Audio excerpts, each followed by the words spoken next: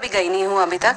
तो लंदन में जब पढ़ाई कोई करता है तो मुझे लगता है व्यूअर्स भी जानना चाहते होंगे कि वहाँ की पढ़ाई, वहाँ का रहन सहन वो कितना अलग होता है इंडिया से। वहाँ की पढ़ाई बहुत अलग है। हमारे यहाँ पर हालांकि हमारे यहाँ बहुत ज़हीन लोग हमारे एजुकेशन सिस्टम से निकले हैं, लेकिन फिर भी ड्रॉबैक ये है कि हम लोग ज़्यादा रटने पे ध्यान देते हैं। हम ऑर्गेनिक सोच को उतना बढ़ावा नहीं दे पाते।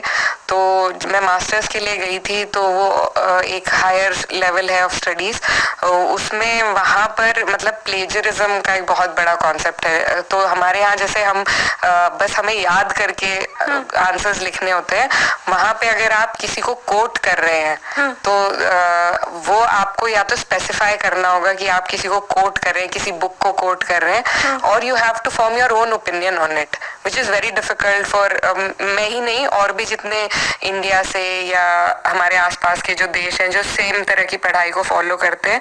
तो हम लोग जितने भी लोग थे, हमें बड़ी मुश्किल होती थी कि भाई हमने तो वी तो agree with what we read in a book and we take it as it is and we write it as it is, but that's not how it is in other parts of the world, specially I was in UK.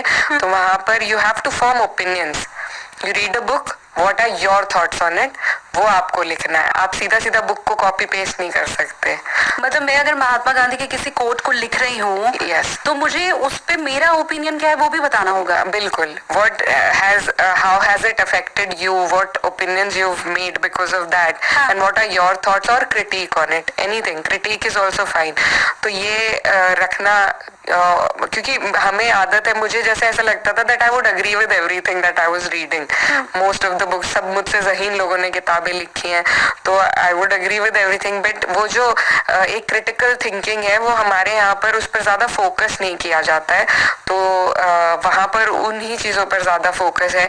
तो लगभग 2-3 महीने लगा उसको adjust होने में। In fact my first assignment I did very badly in, but मेरे professor फिर समझ गए थे कि इनकी वो, क्योंकि हमारी तरफ के जो लोग जाते हैं वहाँ पर उनको अक्सर ये दिक्कत आती है। That's what my professor also told me and then gave me very kindly gave me the chance to redo it and explain to me how it's supposed to be done। Oh wow। तो वो एक जो fact है वो I remember, और उसमें भी जैसे plagiarism cannot be more than 20-30%। तो आप कोट्स जो इधर उधर से उठा रहे हैं, ऐसा नहीं आप सीधा का सीधा बस कोट्स ही कोट्स दूसरों के आप लगाएं, मैं आंसर लंबा हो जाएगा, हम लिख देंगे 10-12 कोट। हाँ नहीं, आपको आंसर पूरा करना है लेकिन अपने व्यूज से, अपनी थिंकिंग से। यू कैन यूज बीच बीच में, but you cannot base your whole answer on somebody else's thoughts and opinions। और इंडिया में तो स्पेशली यूपी में तो कुंजी चलता है। हाँ, दुक्की कुंजी, वो रट के हम, और सारे बच्चे एक जैसा ही आंसर